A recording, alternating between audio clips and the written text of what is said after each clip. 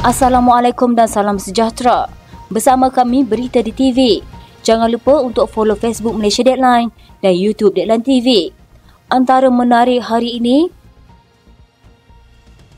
Saifuddin akan dedah isu REE babitkan Sanusi. Anwar Ikrar akan perangi pendahaka Raja-Raja Melayu. PAS Kelantan terus bergaduh. 6 calon bebas ahli PAS bukti perbalahan semakin kuat.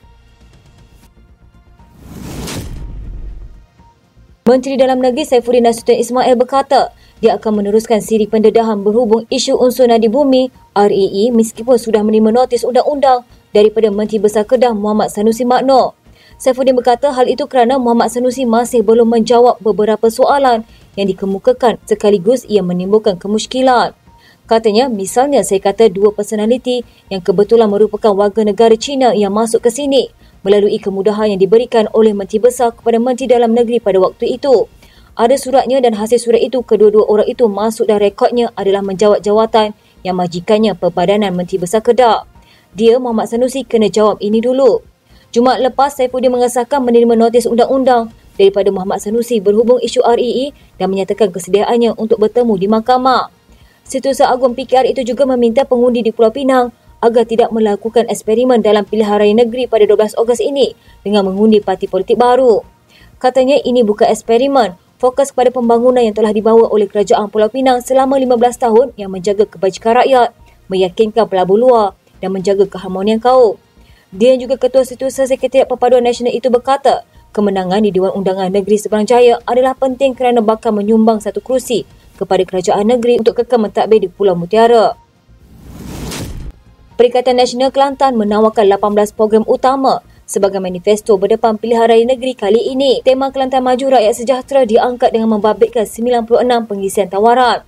PN Kelantan antara lain menawarkan program pembangunan sosioekonomi yang memberi fokus pembukaan bandar-bandar baru dan membangunkan bandar sepadan yang mampu menambah peluang pekerjaan dan pertumbuhan ekonomi.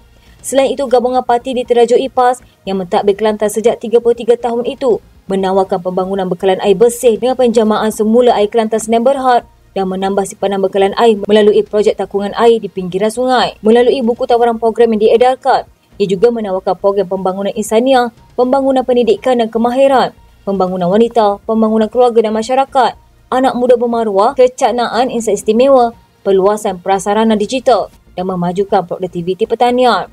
Selain itu, ia juga meliputi pelestarian alam sekitar, iktirafiyah takbir urus, kesejahteraan rakyat, seni budaya dan warisan Kelantan, kesukanan dan rekreasi, mengukuhkan hubungan antara kaum, cakna perantau dan kebersamaan NGO. Sementara itu, pengerusi PN Kelantan Ahmad Yaakob ketika mengumumkan tawaran itu berkata, program yang akan dilaksanakan sepanjang tempoh 5 tahun akan datang sekiranya terus diberi mandat oleh rakyat. Tegasnya, ia bukan tawaran retorik atau janji kosong.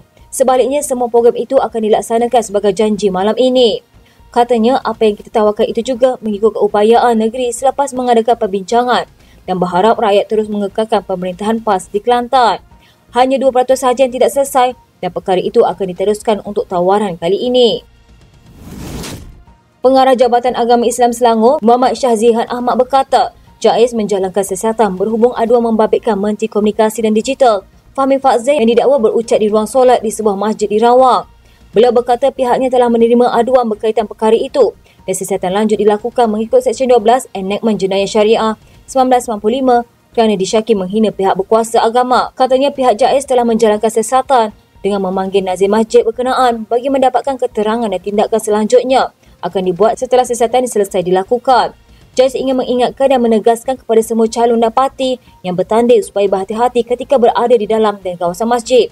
Surau bagi mengelakkan sebarang perlakuan yang boleh membawa kepada perbuatan yang melanggar titah Duli Yang Maha Mulia Sultan Selangor dan ketetapan MAIS. Menurut Syazihan, tindakan tegas akan diambil kepada mana-mana pihak yang melanggar titah Sultan Selangor dan arahan MAIS.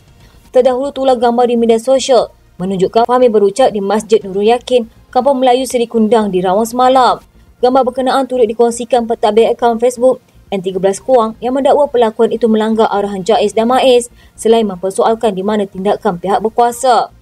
Katanya memang cakap tak super bikin, terus terang langgar arahan JAIS MAIS, calon BN pun turut ada sekali. apa tindakan Jabatan Agama Islam Selangor mengenai perkara ini. Jangan kerana tim diorang, orang jadi caretaker government, korang buat diam sahaja. Berkongsi hantaran itu di laman Twitter, Fahmi berkata dia hanya singgah di masjid itu untuk bersolat dan hanya dijemput oleh Qariah Masjid untuk mengulas mengenai isu membabitkan persembahan kontroversi kumpulan The 1975 baru-baru ini. Saya singgah untuk solat zuhur sahaja di masjid itu sebab ia masjid paling dekat dengan lokasi program seterusnya.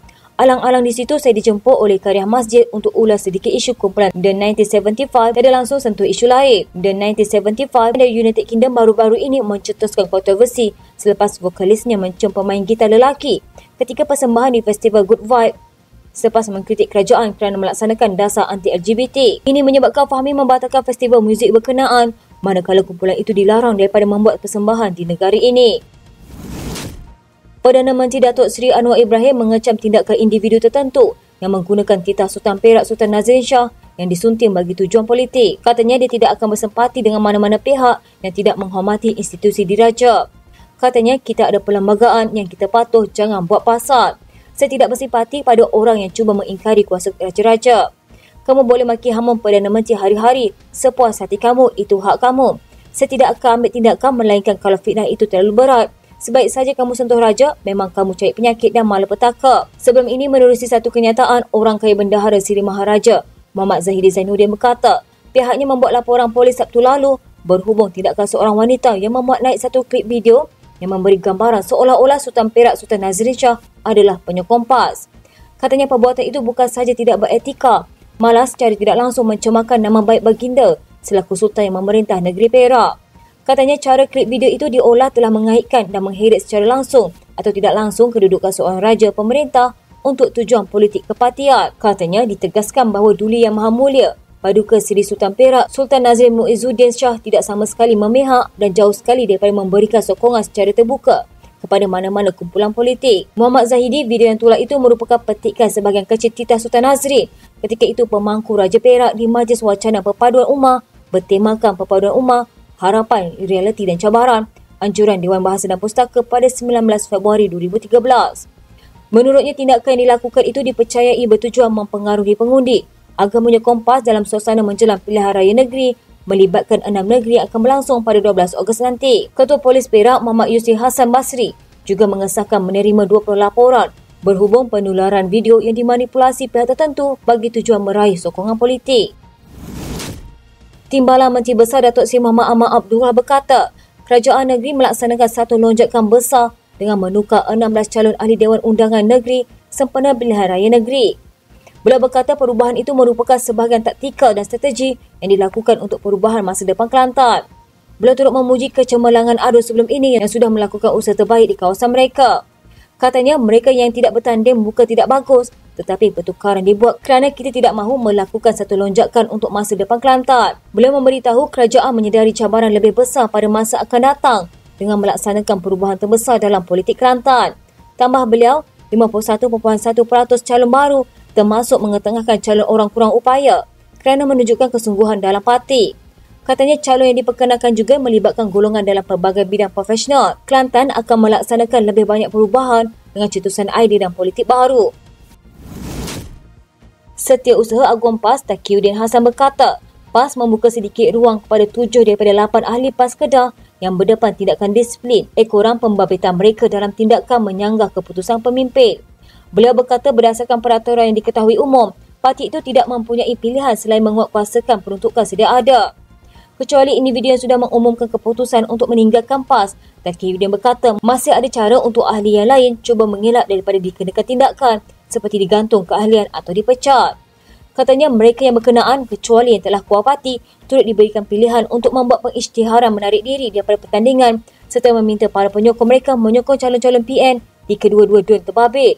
Isu pembahagian kerusi dalam kalangan parti komponen PN menyaksikan beberapa pihak menyatakan rasa kurang senang dengan arahan pucuk pimpinan PAS. Selain kemelut membabitkan Presiden Gerakan Dominic Lau dan PAS di bayan lepas Pulau Pinang.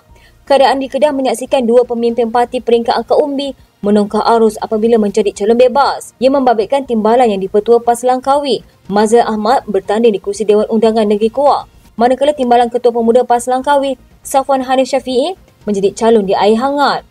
Turut berdepan dengan tindakan disiplin ialah masing-masing 3 individu lain membabitkan wakil calon pencadang dan penyokong bagi setiap calon. Taqiyuddin berkata semalam pejabat Setiausaha Agung PAS menerima surat daripada Mazlan dan Safwan Hanif dengan seorang daripadanya memaklumkan sudah meletakkan semua jawatan yang disandangnya dalam parti. Pejabatnya juga, kata Taqiyuddin, menerima surat peletakan jawatan daripada 6 ahli PAS yang menjadi pencadang, penyokong dan wakil bagi calon-calon terbabit.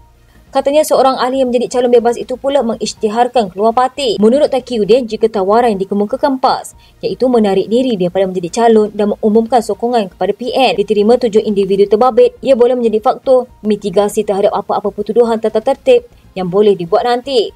Dalam pada itu, PAS merakamkan setinggi-tinggi penghargaan dan terima kasih kepada ahli-ahli terbabit atas penglibatan, sumbangan jasa baik dan pengorbanan yang diberikan kepada parti selama ini dengan harapan ia diterima sebagai ibadah dan amal soleh di sisi Allah. Katanya, PAS percaya perbezaan pandangan dan keutamaan pada deti atau berkaitan isu-isu tertentu dan khusus seperti ini bukanlah pemutus hubungan baik dan persaudaraan yang terjalin sejak sekian lama antara individu terbabit dengan parti dan ahli-ahli yang lain. Sekian berita hangat di TV pada hari ini. Jangan lupa untuk follow Facebook Malaysia Deadline dan YouTube Deadline TV.